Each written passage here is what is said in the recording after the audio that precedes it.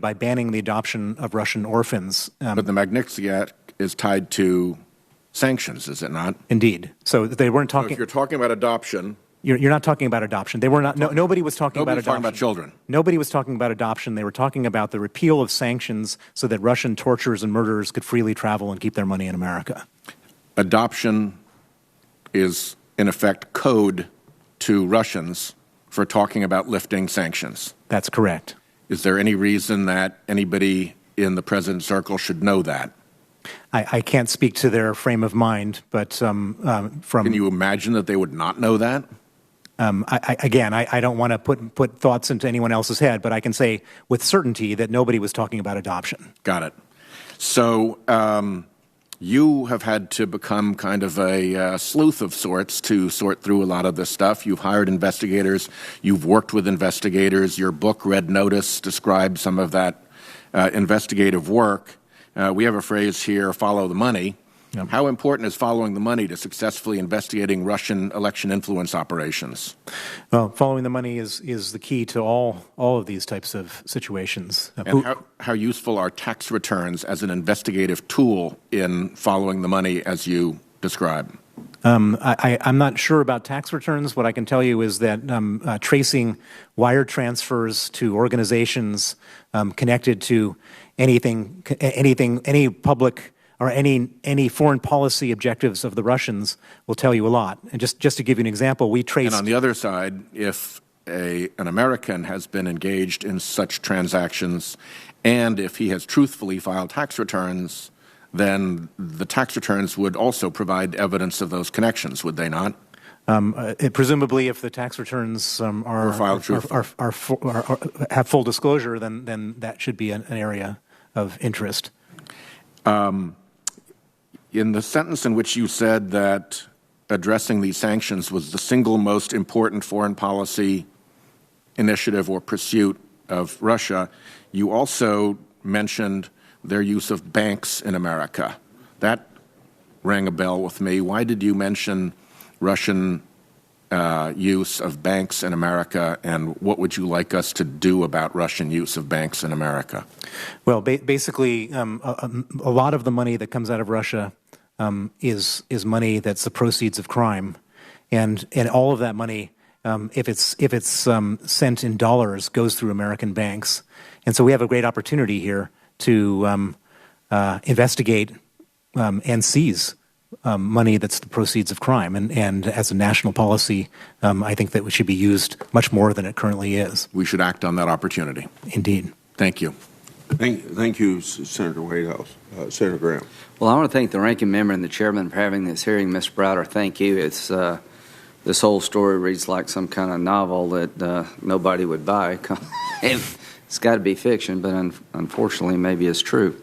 Let's just break down sort of why you're here. You believe that Fusion GPS should have registered under FARA because they were acting on the behalf of the Russians? That's correct. So I just want to absorb that for a moment. The group that did the dossier on President Trump hired this British spy, wound up getting it to the FBI. You believe they were working for the Russians? And in the spring and summer of 2016, they were receiving money indirectly from a senior Russian government official.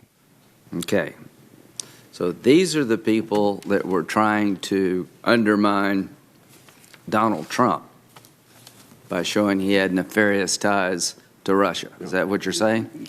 Well, what I'm saying with 100% certainty is that they were working to undermine the Magnitsky Act, right, and the timing of that. The Fusion GPS products, apparently, is they hired a guy to look into Trump. Yes. Right? Correct. And the guy looking into Trump was trying to tell the world that Trump's compromised by the Russians, and I won't go into graphic detail. That was the genesis. Have you looked at the report? I have not looked at it carefully, no. Okay, well, that's what's in the dossier. So why is this important? The Russians are behind Fusion GPS, who are going after Trump. What's the Russian lawyer's name? Natalia Veselnitskaya. Can I just call her Natalia? You can call her whatever you want. Good. Russian Is she? Is she working for the Russians too? She is definitely working for the Russians, no question. So here's the deal in June of last year. Allegedly, she is meeting with Don Jr., and the premise of the meeting was the Russian government's behind Trump, and you need to meet with these people. They can help your campaign. And Don Trump says, I love it. And they met with this lady.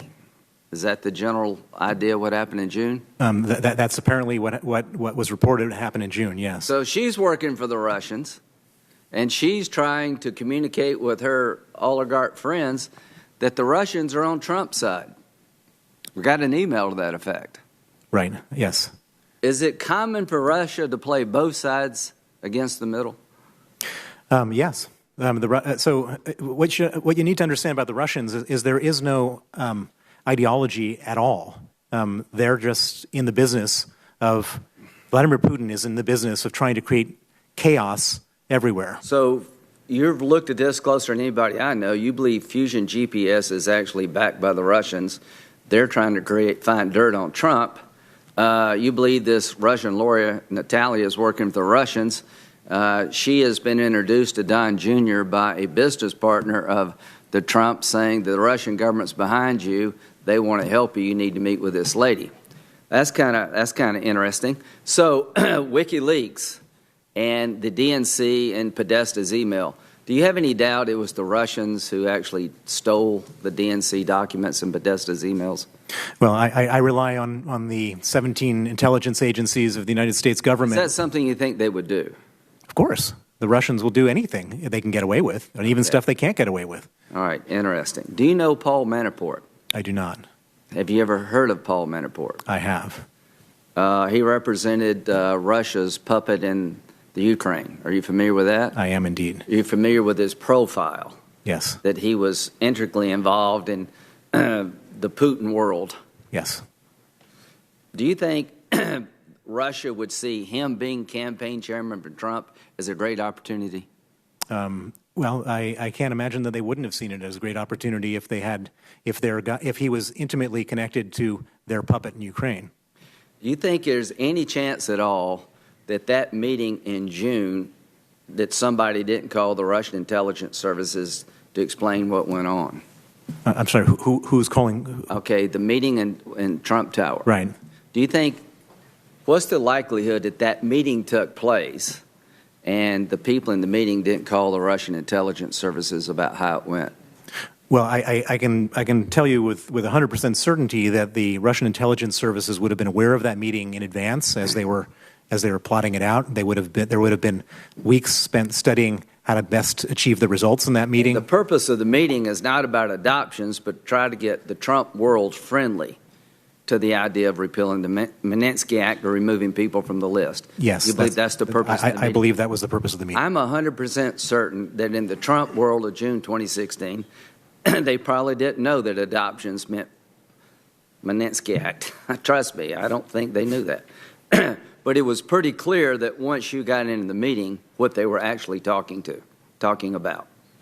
Well, I don't know that anyone's state of mind other than the Russian state of mind. Can you imagine this lady, this Russian lawyer, not bringing up the Magnitsky Act? No, she brought up the Magnitsky Act. That was the only thing that she's interested. That was her main life project. Do you think her biggest motivation was to make sure Americans can adopt Russian children, or to repeal the Magnitsky Act? To repeal the Magnitsky Act. If you follow her Twitter feed, she never mentions adoptions once. She mentions me very negatively and the Magnitsky Act very negatively, on many dozens of times. So one of the people in the room is known by the Russian intelligence services to be friendly to their cause, Manafort. Correct. What's the likelihood that you have one meeting and there is no more follow-up between the Russian intelligence service and somebody who would be sympathetic to their cause? Yeah, I don't know. I mean, it all depends on what the other side. So we know what the Russians, and I know what the Russians' intentions were. I don't know how those intentions would have been received by the other side. Don Jr. said, "Love the idea of getting help from Russia." Indeed, yes. Do you think they would have sort of had one meeting and be done with all this? I just don't know. If he continued to love the idea of the help? I just don't know. It all depends on what they offered in the meeting, I guess. Thank you. Now it's Senator Hirono. Thank you, Mr. Chairman. Mr. Browder, you have given us a first-hand insight into Putin's Russia. You are directly responsible for the passage of the Magnitsky Act, and I thank you. I join my colleagues in thanking you for your courage in appearing today also. Russia's interference with our 2016 election and connections to the Trump campaign is a tangled web, to say the least. How important do you think it is to our democracy that the Mueller investigation continues free from political pressure from the president? Of course, I believe, based on intelligence reports, that the Russians did hack the election, and it's crucial to understand if there was any assistance on any part of any American citizen in doing that. So it's crucial. Does it come as a surprise to you that Russian interests would collect compromising information on someone, for example, President Trump or candidate Trump, to gain leverage over that person? So the Russian, Vladimir Putin is a former KGB agent. As I said, there's no such thing as a former KGB agent. There's only present KGB agents. In the KGB, they recruit people with no empathy and no morals, and they then train them to go out and to influence people with using one of two ways, either with bribery or with blackmail and extortion. And they figure out what you could bribe somebody with, and they figure out what people are scared of to extort or blackmail them. And so that's their modus operandi, and so it's entirely plausible that they would have looked at all people who would potentially influence leaders in America and try to figure out if they're bribable or extortable. And that's one of the reasons that Sally Yates was fired as acting attorney general, raised certain concerns about some of Trump's campaign operatives and their dealings with Russia. Because as you described, this is a modus operandi for the Russians to collect incriminating evidence on their targets so that they can gain leverage or control over them. This is exactly what they do. There's actually a Russian word for it. It's called kompromat, which means to collect compromising information about the target. And the Russians do that on a regular basis. They do it. They've been doing it on me for 7.5 years. They do it on everybody to try to find some way to influence the people that they want to influence. And you mentioned that you have been a target of Putin's Russia ever since they kicked you out. And so is this a daily concern for you that you need to have security, you need to have people who are always alert to your safety and that of your family? Yes, the Russian government has made a number of threats against my life. They've threatened me with death. They've threatened me with kidnapping. The Russian government has tried and failed 3 times to have me put on the Interpol most wanted list so I could be arrested as traveling. They've tried to extradite me from the UK where I live. They've sued me for libel. They've made movies about me. There's probably 250 people working inside of the Russian security services and law enforcement agencies on the Bill Browder story full time, trying to destroy me in whatever way they can. We learned this morning that it's not just the repeal of the Magnitsky Act, which it is highly unlikely that would happen, but there certainly would be efforts to try to weaken the act and to figure out ways to get people off the Treasury's Office of Foreign Asset Control list. So are there things we can do to make sure that that kind of a loophole is not created under the Magnitsky Act? Well, I like Senator Whitehouse's idea of making it when a person is added to the list, to make it an act of Congress as opposed to an executive decision to remove them from that list. Thank you. With regard to the Russian government's continuing efforts and Ms. Veselnitskaya's efforts to repeal or weaken the Magnitsky Act, how did that fit into their broader campaign to interfere in the 2016 election? Well, it's not clear to me how the two are exactly related. We know what they wanted, which was to have the Magnitsky Act repealed.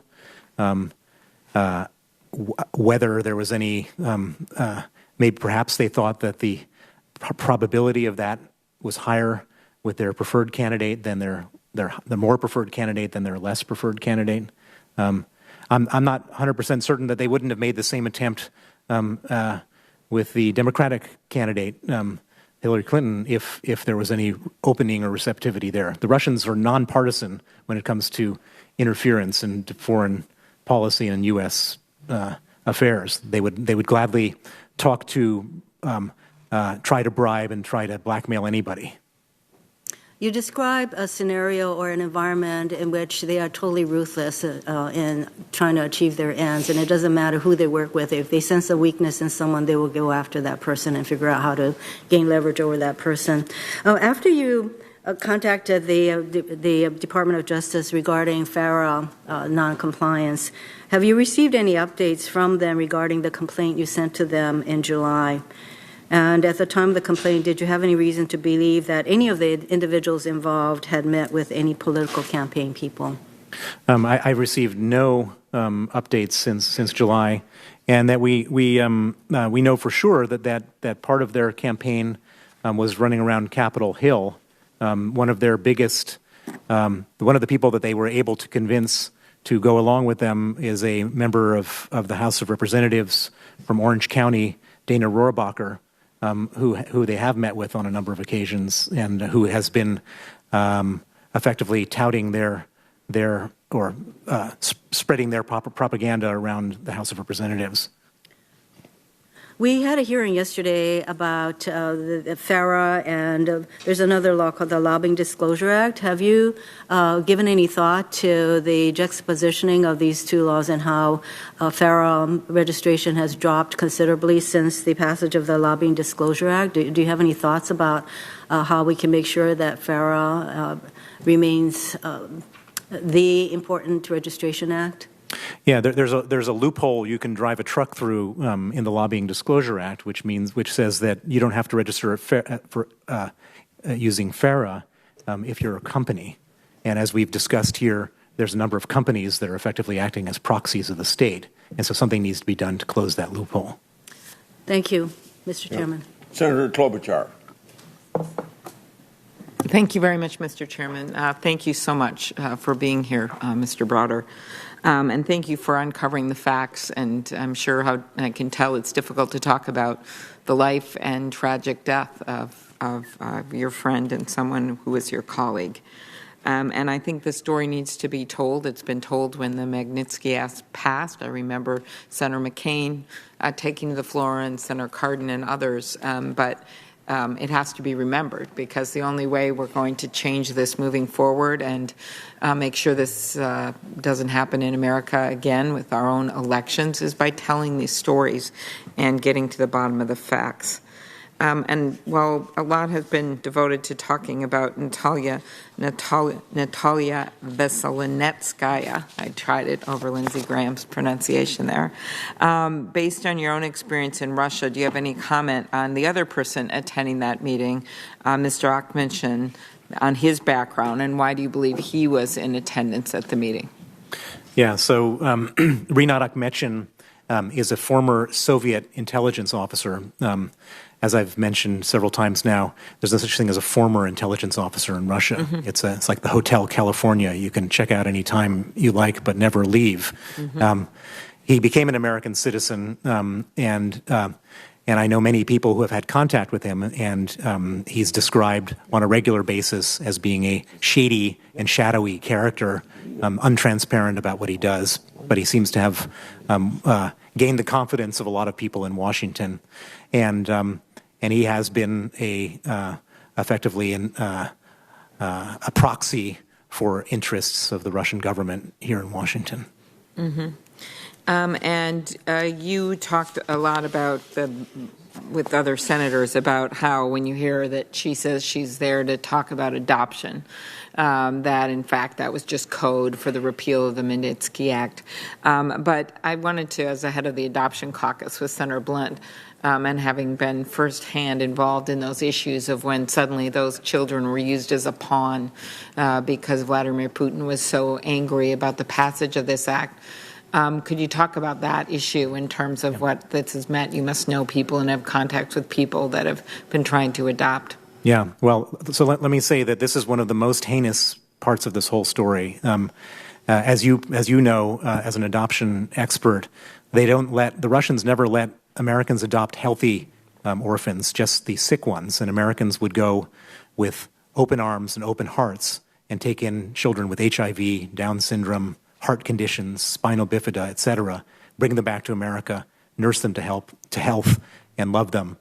And Putin was looking for the most sadistic thing he could do in retaliation to American interests, and he picked this one, which was effectively what I would describe as a hostage situation. Basically, the orphans who are left in Russia, many times with those medical issues, don't survive. Mm-hmm. They die. The other tragic part is many of the families, including some from my state, were in the middle of adopting a second child, the brother or sister of the first one that they already had. And those kids held those photos knowing that their sibling was going to come to join them in America, and then they couldn't come. It's the most heartbreaking thing ever on both sides, on the side of the children, on the side of these children who had no future after that, and on the side of the family who already painted the beds and had the rooms all ready to go. There was about, I can't remember, 500 families in the middle of this whole thing. So to get someone to have that kind of repercussions and do something that heinous, what is it about this act, besides the international embarrassment and the lost money? What do you think would motivate this group of people to be so involved in trying to repeal this act? What do you think is the main motivation? Because it affects Putin's money personally. He's afraid of having his money frozen and seized, and that's how these people all act targeted sanctions are 100 times more upsetting to the Russian kleptocracy than broad sanctions. And it's very simple, because in Russia there's like 1,000 people that have all the money, and so you don't have to sanction the country. You can just sanction the individuals, but that upsets them profoundly, and that's where you end up with these huge overreactions like this heartbreaking adoption attack.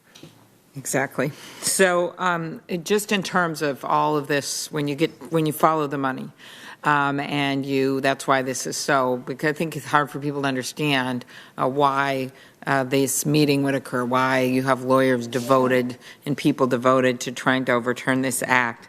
But in fact, this is about money. And Senator Whitehouse asked some questions about this himself. But are you concerned that the Kremlin and their associates may be using shell companies? He talked about banks, but I'm very focused on this idea of the shell companies as we try to unravel this and figure out where the assets are.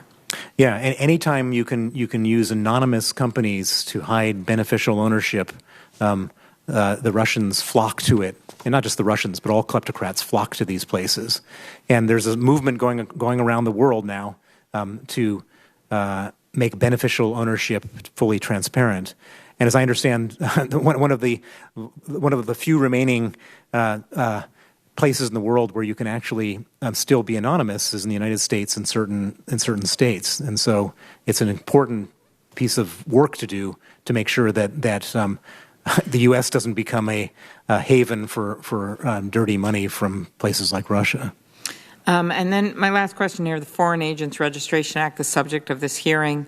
And yesterday I asked the Justice Department and FBI whether they believe the law should be updated, including to respond to advances in technology like social media since the law was last updated, and to provide prosecutors with civil investigative demand authority to require suspected FARA violators to turn over relevant documents. Are there any ways you think the law could be updated to better respond to what we're clearly dealing with, foreign agents and others trying to influence our laws? It's very straightforward to me, which is that if people who haven't registered as foreign agents are convicted, prosecuted, and imprisoned, then everybody will in the future register as foreign agents.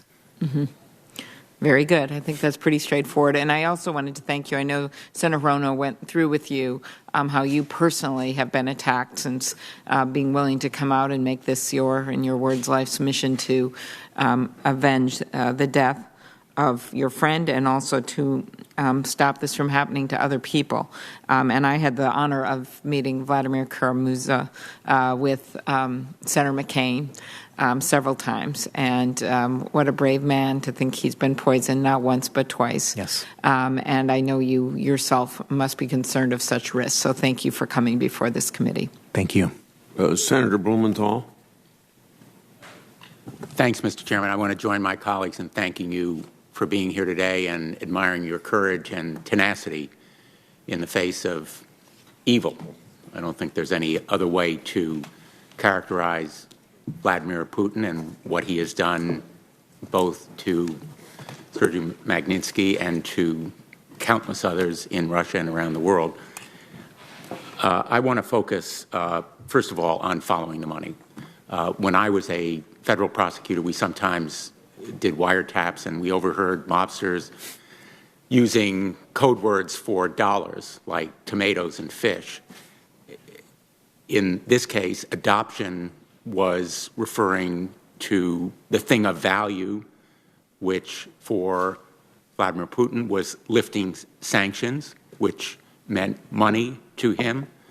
And for the other participants in the meeting, it was referring to something of value to them. And the promise to them, made in emails, was that they would have damaging information, dirt on Donald Trump's opponent, Hillary Clinton. Is that a fair summary? That's absolutely what has been described. Although I would caution you in believing anything that the Russians either promise in advance or describe, because the Russians are liars. And so I'm very confident about what they were asking for.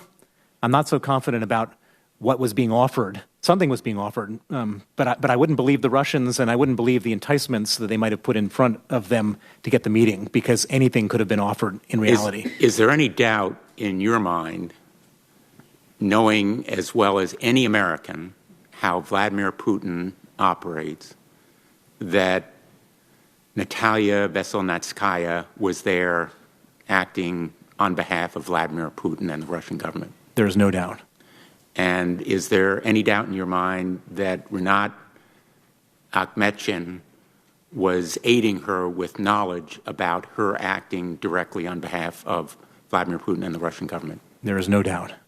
And so when my colleague, Senator Lindsey Graham, asked you about the reporting back to intelligence agencies, these two individuals, Veselnitskaya and Akhmetshin, were acting on behalf of Vladimir Putin in initiating a potential agreement, legally probably a conspiracy, involving the Russian government and Donald Trump Jr. and the other participants in that meeting, correct? That was the intention of the Russians. And in your view, wouldn't it have been appropriate and proper for the participants in that meeting, Americans, to report to American law enforcement authorities about that meeting? Well, if I was sitting in their shoes, that's what I would have done, but I can't really comment on how they chose to conduct their lives. But it would have been certainly appropriate and proper for someone respecting the national interests of the United States to report it to the FBI or some appropriate law enforcement official. That would have been my actions.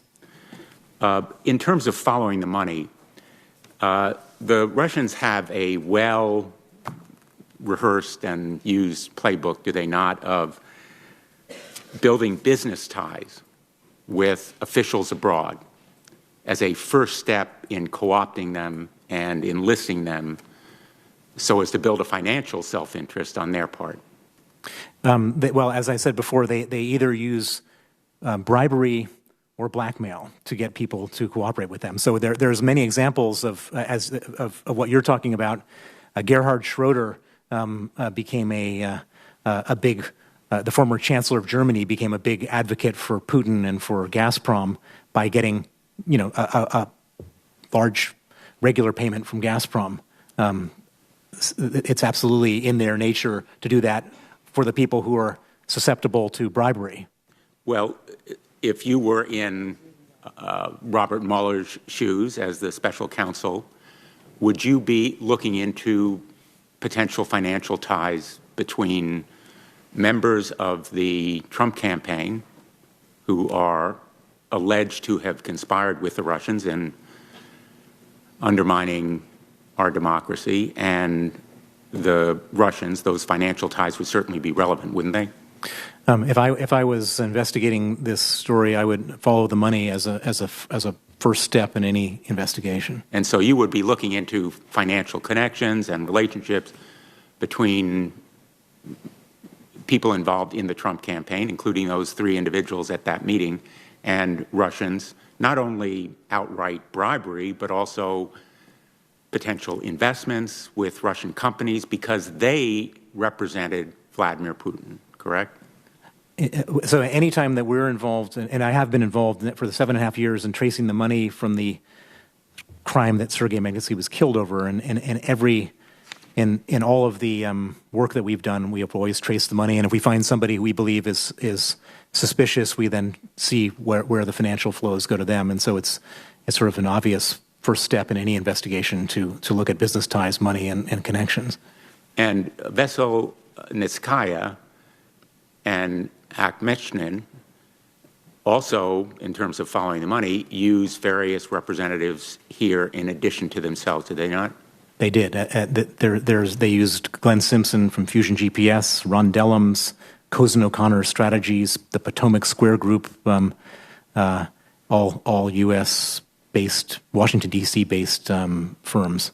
Would they likely have knowledge about the issues we've been discussing, and would you recommend that this committee hear from them?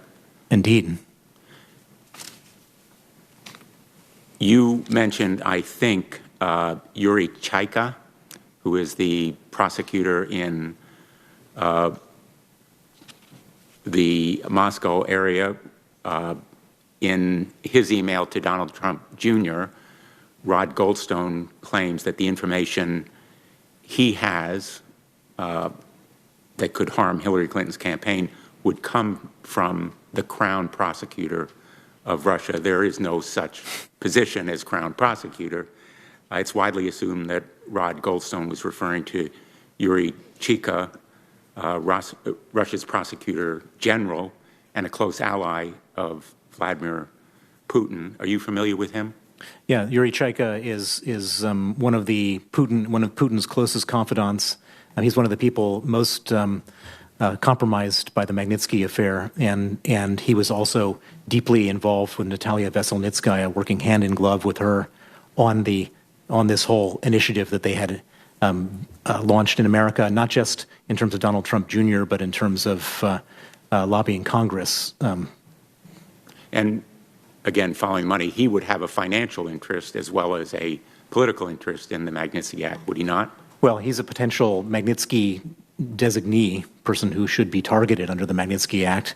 And given that he and his family are very wealthy people, they would potentially be very exposed to being added to the Magnitsky list. And finally, Natalia Veselnitskaya was not just any Russian picked from a crowd. She was Vladimir Putin's point person in trying to repeal the Magnitsky Act, his prime foreign policy interest, correct? That's how I see it. Thank you. Senator Durbin. Thank you, Mr. Browder. Are you familiar with Mikhail Fridman of Alpha Bank? I am, yes. What do you know about him? He's one of the original 22 oligarchs who became rich in Russia from banking, oil, telecommunications, and other businesses. You say that in the year 2003, when Vladimir Putin decided to make have a show trial with Mr. Khodorkovsky, Yep. that it was a thinly veiled message to the oligarchs: either play ball with me or you'll sit in a cage just like he did. Yes. In that same year, 2003, Vladimir Putin is reported to have flown to London to either celebrate or note the merger of Mikhail Fridman's oil company with British Petroleum. Are you familiar with that? Very much so, yes. And Mr. Friedman now is involved in so many different business dealings. I tried to do some research on him, and it's just voluminous of all of the different things that he's doing in different places, many of them in Russia, others outside of Russia. So what would you say about the suspicion that there was some communication between Alpha Bank and the Trump campaign, which was reported and has been debated back and forth as to whether it was true? I only know about that from what I've read in the press, and from what I've read in the press, it's not enough information for me to make any judgment. Let me ask, based on what you know about this background that you've just described to me, though, it would give you some measure of caution, would it not, in dealing with Alpha Bank and Mr. Friedman from the perspective of our own national security, would it not? Yeah, well, I would basically say that any Russian oligarch, I wouldn't single out Alpha Bank, I would include all major Russian oligarchs should be dealt with extreme caution, because their wealth is totally dependent on their relationship with Vladimir Putin. So let me tell you why I asked the question. We have a man who wants to be the head of the criminal division of the Department of Justice, who Mr. Benchkowski, who appeared before the committee recently, who had Alpha Bank as a client after the election of Donald Trump and after he had served on the transition team, the landing team, I think they call them, when it came to the Department of Justice. It raised a lot of red flags from where I'm sitting as to why he would make such a poor decision if he were seeking to be part of our government, and then complicated by the fact that he said he would not disqualify or recuse himself from investigations into Russian involvement in the last campaign. The more I read about this Mr. Friedman, he apparently is one of the wealthiest oligarchs in Russia, billionaire, and his bank, the Alpha Bank, which Mr. Benchkowski represented through his law firm, it at least raises question in my mind. Am I overreacting, or what is your thought about this? As I said before, I think that any Russian oligarch should be dealt with extreme caution. It all depends on the ethics of this individual, whether he, I don't know his loyalties to his former client, and so it'd be wrong for me to make any judgment about it. Understood. Can you sort out, I am trying to piece together a few things here, and the Steele dossier is something I'm trying to understand as it relates to GPS fusion. Could you put that in perspective as to their role and what that dossier, why it was created, and what the people who created it hope to achieve? I only know about the Steele dossier and this whole thing from what I've read in the press, and so I have no, I'm just a bystander in that part of the story. What I am absolutely familiar with on a first-hand basis is Fusion GPS and Glenn Simpson's role working on behalf of the Russian government to overturn the Magnitsky Act, and there I think it's the steps they took very much compromised their integrity. But you're saying you don't know any connection between Fusion GPS and the actual creation or dissemination or use of the Steele dossier? I do not. Is that correct? That's correct. Let me just back up what Senator Blumenthal has said. This June meeting with Mr. Trump Jr. And Paul Manafort and others really raises extraordinary questions about what the Russians were trying to achieve with that meeting. Do you have any other indications of meetings that took place, similar meetings involving the Trump campaign or family? I know nothing about any other meetings with the Trump campaign or family. I do know that the Russians were all over Capitol Hill here in Congress trying to get meetings with members of Congress to try to make the same type of pitch, unsuccessfully in the end, but they were here en masse. Well, I'm going to cut my questions at this point, and thank you for coming here. I deeply regret what has happened to Mr. Magnitsky, who was trying his best to resolve the challenge that they put in your path, and I joined with my colleagues in the creation of these sanctions. I have my own stories about Russia and Mr. Putin to tell based on my Baltic heritage. But I do believe that the case is solid, and I thank you for your courage in coming before us today. Thank you. That ends our first round. I have two questions for second round, and I know Senator Whitehouse does, and if the others have questions, I'll call on you. I'm going to read the last question you answered, so you don't have to answer it again, Sure. but I want you to know that I had a follow-up to that. Sure. So the question you answered, did you meet anyone from the Justice Department when you filed your FARA complaint in 2016? If so, who initiated that meeting? You or them? Did the Justice Department ever follow up with you on the information you provided in your complaint and its appendices of or let you know whether they had acted on the complaint? So my follow-up is, did you have any indication that it was being actively investigated or taken seriously, and why do you think nothing was done when you first filed your complaint about their propaganda campaign? I have no indication that anything is being done, but I also don't have any indication that anything is not being done. Having said that, I've worked with law enforcement on other issues here in the United States in connection with the Magnitsky case, and when we do work with law enforcement, if something is being done, we tend to see a different type of interaction than when something is not being done. And so my assumption is that nothing is being done here, but I can't say that definitively because I'm not sitting in their shoes. Sure. Now, last question. The Human Rights Foundation submitted a written statement to our committee alleging that Fusion manipulated the media to smear whistleblowers who had uncovered a massive corruption scheme involving the government of Venezuela. In that statement, they urged the committee to probe Fusion's activity, in particular, Fusion's, quote, the quote starts now, Fusion's willingness to pay journalists in exchange for the publication of business smears, end of quote. Do you know or have any reason to suspect that Fusion may have engaged in pay-for-play tactics directly or indirectly, offering money to journalists to run stories that benefit their clients?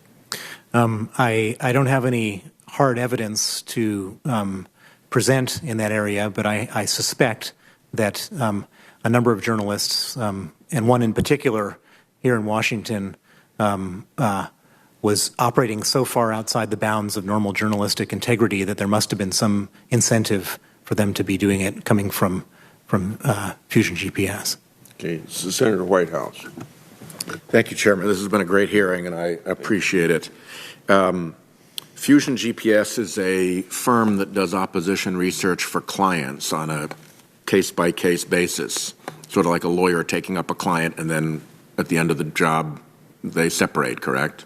I don't know I don't know their sort of overall practice. I only know their practice in the situation that I'm involved in. Okay, and in your case, they took on Russian interests as a client, and the task was to apply pressure and opposition research and so forth to try to undo or defeat the Magnitsky Act. That's correct.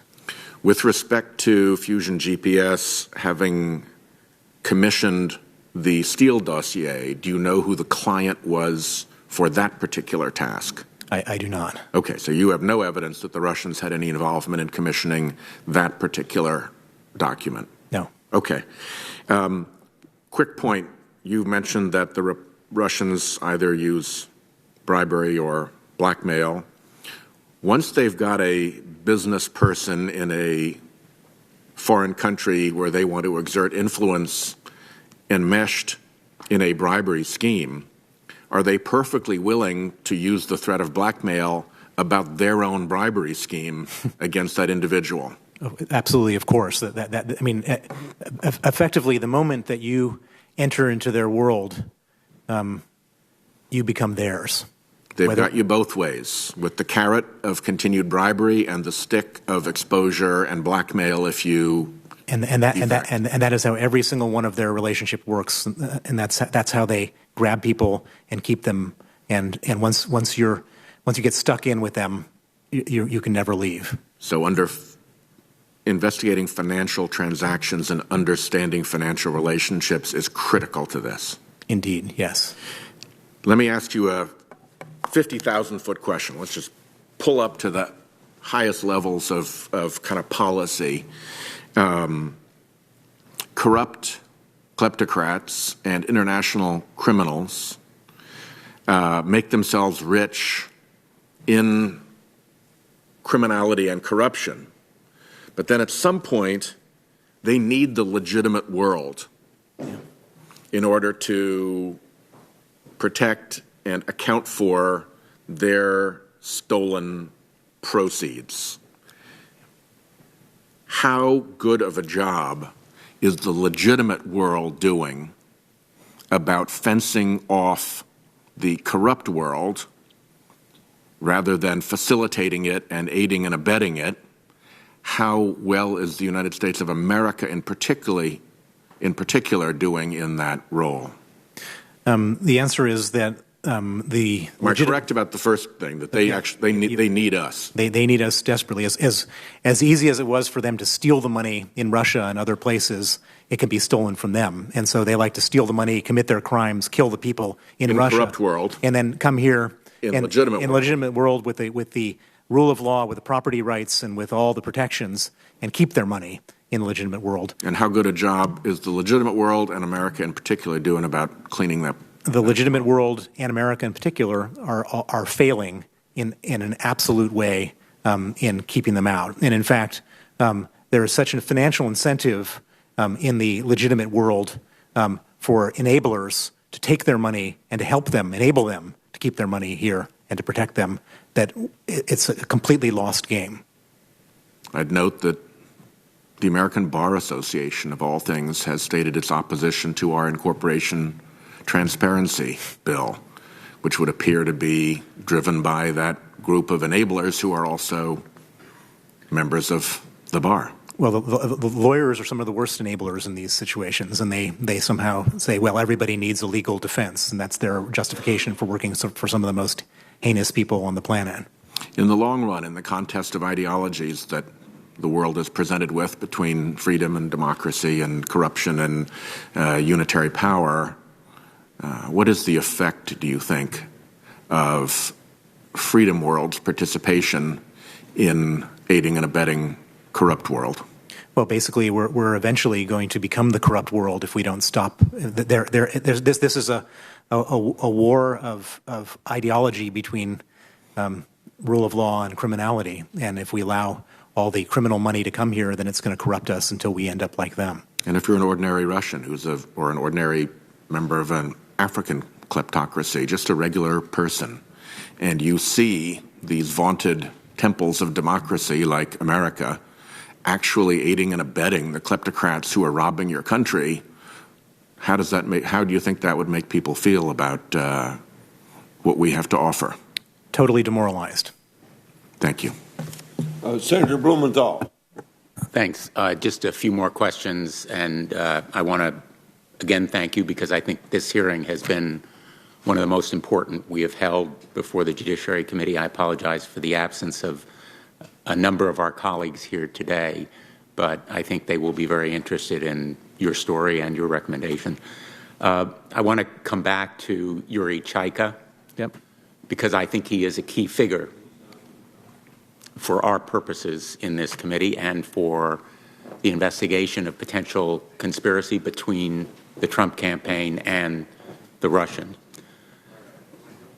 Yuri Chaika was not just the prosecutor general in Russia, he was a close ally and lieutenant of Vladimir Putin, correct? That's absolutely correct. So when Rod Goldstone said to his colleagues that information was coming, in effect, from Yuri Chaika, it was like saying, I have Vladimir Putin on the line, correct? That would be the impression a Russian expert would draw from that. And anybody familiar with Russia would know, and Paul Manafort was familiar with Russia, that information from Yuri Chaika was, in effect, dirt coming from Vladimir Putin, and the offer of it was coming from Vladimir Putin. That would be the impression I would have if I got that email. And so with Natalia Veselnitskaya coming to the meeting as an agent of Vladimir Putin and the offer of information coming almost directly from Vladimir Putin, there could be no doubt that the Russian government and Vladimir Putin were, in effect, coming to this meeting, correct? Well, again, I can only speak for how I would react to that information, and that would be my impression. But you've had a lot of experience with the Russians. Yeah. And so you're familiar with their MO, and your expert testimony here, I think, is worth a lot to this committee, and that would be your impression. And there would be no doubt in your mind that not only Vladimir Putin knew about it after the meeting, as Senator Graham has elicited from you, but also before the meeting. Yes. And in coming to this meeting, would Vladimir Putin expect to necessarily conclude a deal right there? In other words, have the agreement to lift the sanctions done in return for the information being deposited on their desks? That isn't the way he would operate, is it? No. If he was trying to lift sanctions, he would look to see whether there was an appetite and whether whatever he was offering was accepted, and then it would have ended up in many future meetings. He was looking for a sign that the Trump campaign was open for business, correct?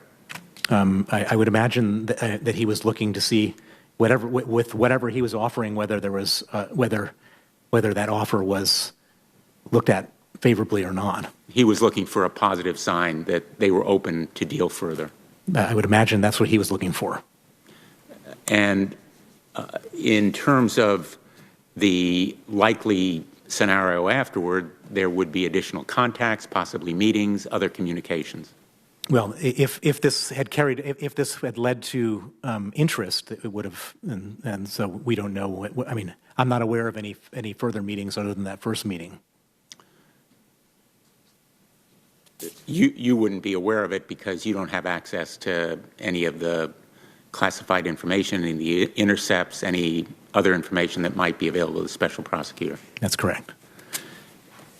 The question about the effects of these sanctions, maybe you could describe for Americans who are wondering, why do these sanctions matter to billionaires?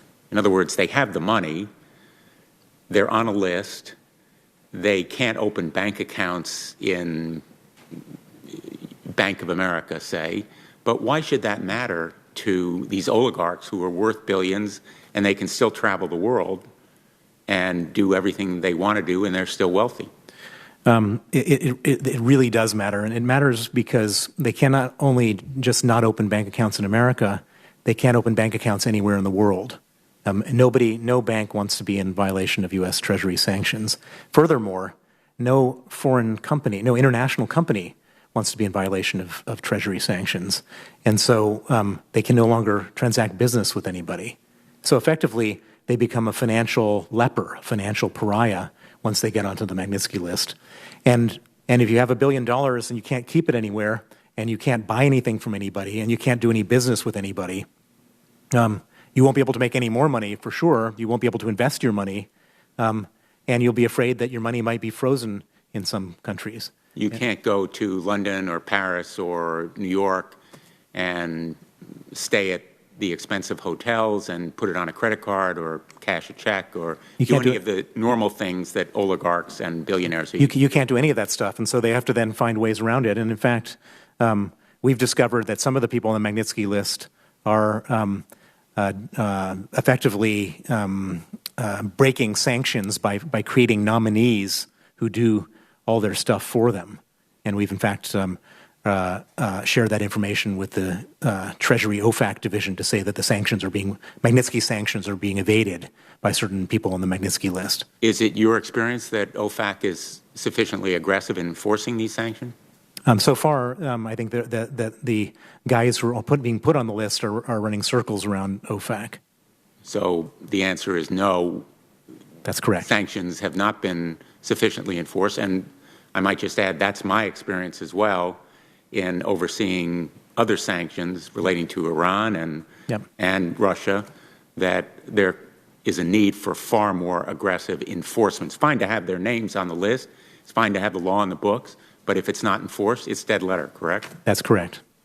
Let me just conclude with two more questions, a couple more questions. You mentioned that once the Russians, in effect, have you, they don't let go. Yes. And they can have you financially.